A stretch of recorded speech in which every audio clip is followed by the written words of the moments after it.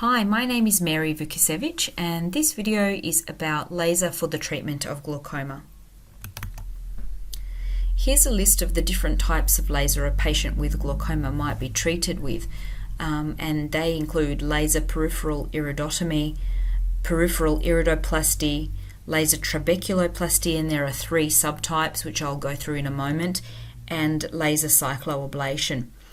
Now, orthoptists don't actually apply the laser, however, we do need to know about the various methods because we do assist in the procedure with the ophthalmologist and the patient, and then of course we also need to be able to explain the procedure to the patient because often they will be asking the orthoptist what it actually involves. So the first laser I'll talk about is laser peripheral iridotomy, and you'll see this written in patient files as PIs. This is often done in the clinic rooms or in a special laser room in the clinic. It's used primarily to treat angle closure glaucoma or secondary angle closure in patients with pupillary block. And what it does is it creates a full thickness hole in the peripheral iris, and usually it's applied under the upper lid. And on the left-hand side, you can actually see a schematic diagram of where the laser burn goes through and round to the edge of the iris there. And on the right-hand side, you can see the photo of the arrow is pointing to the little hole that the laser has created. So basically, the laser just burns a little hole through the iris there, and it will send fragments of tissue into the aqueous, which can cause a little bit of blockage, and you can get a rise in the intraocular pressure immediately after the procedure. So patients are usually advised to wait around, and you'll be asked to check their intraocular pressure within an hour after the laser to make sure there hasn't been that spike. Usually patients will be reviewed maybe 1 or 2 weeks after the procedure.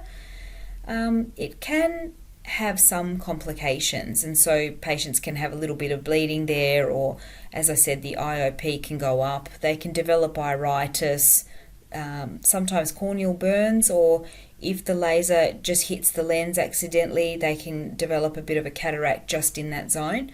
And it's really important not to over-treat the patient. So you'll see patients that have had PIs and maybe 1 or 2 burns, but not really you won't see a lot of those. Laser peripheral iridoplasty, as opposed to iridotomy, is similar. However, what happens in this procedure is that laser burns are applied to the circumference of the peripheral iris, and what happens is it causes contraction of the iris and opens up the angle. And you can see there quite a lot of these laser burns and holes there in this patient's iris. Now, this is particularly beneficial in very acute and chronic angle closure glaucoma. So I think probably this would be used if iridotomy didn't work in the first instance. It doesn't really cause intraocular pressure to rise too much after the procedure. However, it can cause inflammation, and patients are often given a topical steroid to take home with them to use for a few days after, and you'll check their intraocular pressure about a week later. Laser trabeculoplasty is a little bit different. It increases aqueous outflow and therefore lowers intraocular pressure, because what happens is very low energy laser burns are applied to the trabecular meshwork, not the iris, as in iridotomies or iridoplasties. And this type of laser is good for patients with primary open angle glaucoma, pseudoexfoliation glaucoma, or ocular hypertension. And it's usually used when the patient might not be complying with their drops. They're unable to put them in at a regular time or consistently, or it can be used in addition to treatment with drops. Sometimes patients aren't tolerant of the topical medications, and then laser trabeculoplasty is a good idea, or if the drops just aren't working in a patient's case. Now, there are 3 types of laser trabeculoplasty: SLT, ALT, and MLT, and I will talk to you about those in the next few slides.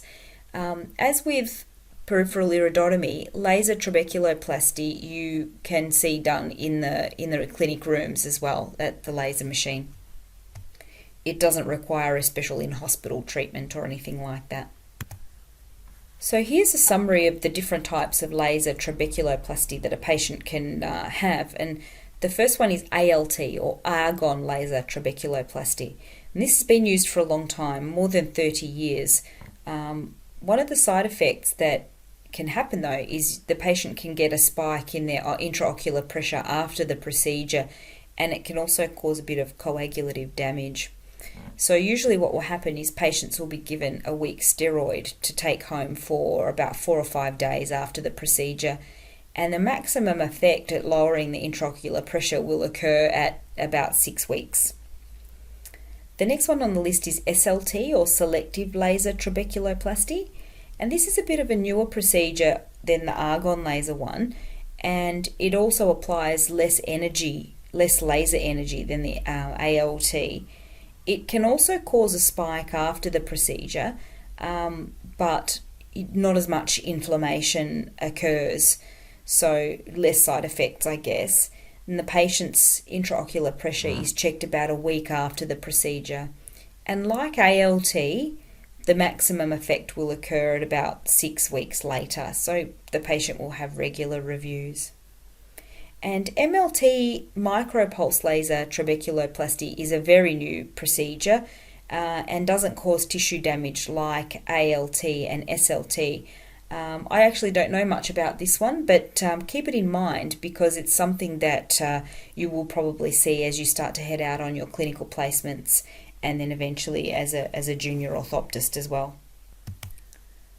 So you don't really need to know too much more about laser trabeculoplasty except for the indications of use, and that's, in open-angle glaucoma, pseudo-exfoliation glaucoma, or ocular hypertension, and the fact that it increases aqueous outflow. And then the last laser procedure that I'll talk to you about is laser cycloablation. And this is when the laser is actually applied to destroy the ciliary body tissue. And in order to do that, as it does that, it decreases aqueous production.